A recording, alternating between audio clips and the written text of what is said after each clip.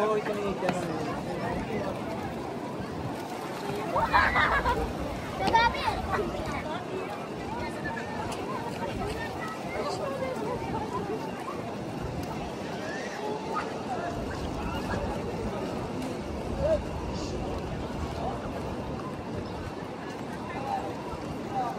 Viewers, মসজিদে নববীর কাছেই এই যে মসজিদে নববী, ওই যে মসজিদে নববী, এবং এইখানে 3টা মসজিদ আছে যেটাতে আপনারা এসে নফল নামাজ পড়তে পারবেন। খুবই ঐতিহ্যপূর্ণ মসজিদ।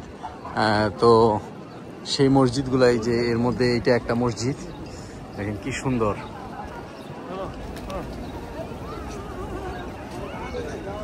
এবং এই মসজিদটা কি মসজিদ সেটা আপনাদেরকে এখানে স্পষ্ট করে সুন্দর করে লেখা আছে। মসজিদটা হচ্ছে আল মুসল্লা মস্ক আল ঘামামা মসজিদ।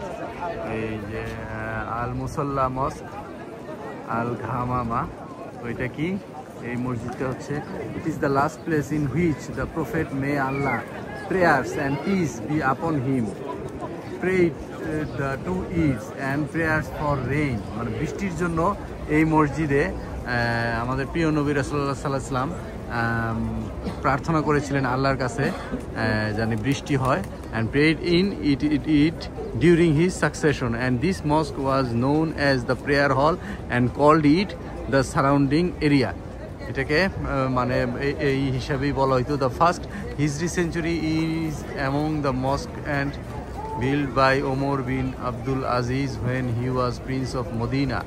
এটা হচ্ছে প্রথমভাবে করা হয়। The mosque has receive the attention of Muslims throughout the ages and receive attention prosper Saudi area architectural ক্ষেত্রে এটা রিসিভ করা হয়। তবে মোস্ট মানে সর্বোচ্চ বিষয় হচ্ছে এইটাই হযরত মুহাম্মদ সাল্লাল্লাহু আলাইহি ওয়াসাল্লাম দোয়া করেছিলেন বৃষ্টির জন্য, এবং এই কারণেই আসলে এইটা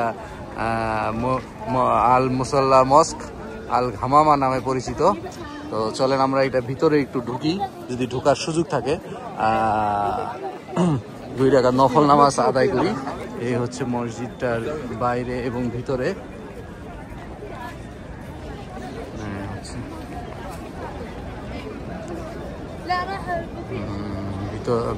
ভিতরটা এইভাবে দেখা যায়।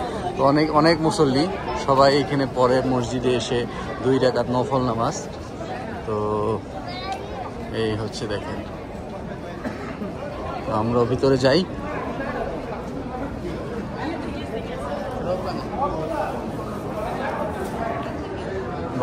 ভিতরে পরিবেশটা অনেক শান্ত, আর বাইরের দেখেন বিকালবেলা আসরের নামাজ পড়ে সবাই বের হয়েছে, এবং এই যে এখানে সবাই ঢুকতেছেন। এই হচ্ছে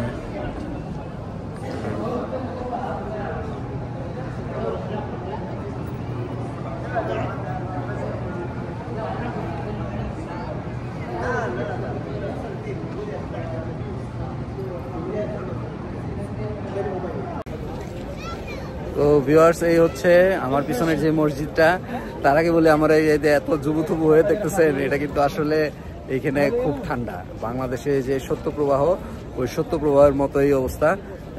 রাতে এবং সকালে প্রচণ্ড ঠান্ডা পড়ে, আর ওই ঠান্ডায় আমার খুব খারাপ অবস্থা হয়ে গেছে। তো যাই হোক, আল্লাহ দিলে এই আমার পিছনের যে মসজিদটা দেখতেছেন, এটাই হচ্ছে মসজিদুল মস্ক আল ঘামামা, যেটাতে আমাদের প্রিয় নবী হযরত মুহাম্মদ সাল্লাল্লাহু আলাইহি ওয়াসাল্লাম বৃষ্টির জন্য স্পেশালভাবে দোয়া করছিলেন। এবং এখানে এসে মসজিদে নববীতে যারা আসেন তারা এখানে এসে কম করে হলেও একটু নফল নামাজ পড়েন। এই জায়গাটা খুবই তাৎপর্যপূর্ণ জায়গা, এবং একটা ছোট মসজিদ, সুন্দর মসজিদ। ভিতরেটা আমরা দেখাইলাম। তো ছোট একটা ব্লগে আপনাদের এই মসজিদের সাথে পরিচিত করে দেওয়ার চেষ্টা করলাম। ভালো থাকেন, সুস্থ থাকেন, খুদা হাফেজ।